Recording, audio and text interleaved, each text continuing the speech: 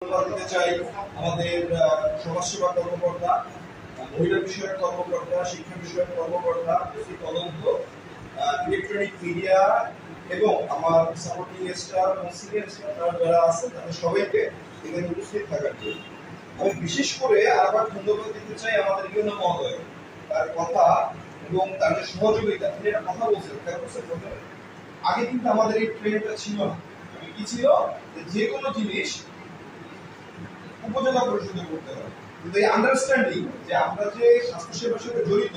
আমরা যদি এই পরিমাণ সাপোর্টিং স্টাফ নিয়ে এখান থেকে চলে যাই, আমার রোগীর যে ভোগান্তি হবে সেটা যে তিনি অনুভব করেছেন এবং তিনি যে এখানে অনুষ্ঠান করার জন্য বলেছেন এবং তিনি তার প্রতিনিধি প্রেরণ না করে নিজে উপস্থিত থেকেছেন, এই জন্য তাকে আমরা আমাদের কংগ্রেসের পক্ষ থেকে আবারও ধন্যবাদ দিতে চাই। আমাদের যে প্রোগ্রামটা এভাবে খুব বেশি বিস্তারিত বলার কিছু নাই, আমাদের যত ডিটেলস এখানে বলা হয়ে গেছে। আমাদের একটা ডায়াগ্রাম দেওয়া আছে যে আমাদের প্রতিটা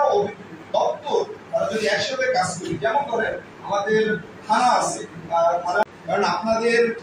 টিভি নিউজ, আপনাদের পেপারের নিউজ এবং আপনারা যে স্থানীয় আপনাদের যে প্রভাবটা আছে এটা সম্পূর্ণভাবে ব্যবহার করবেন, যাতে গ্রাম অঞ্চলে যারা অশিক্ষিত আছেন বা যারা অসচেতন বা কুসংস্কারে আছে তারা যাতে কোনোভাবে এর বাইরে না যায়, এটা এনশিওর করতে হবে।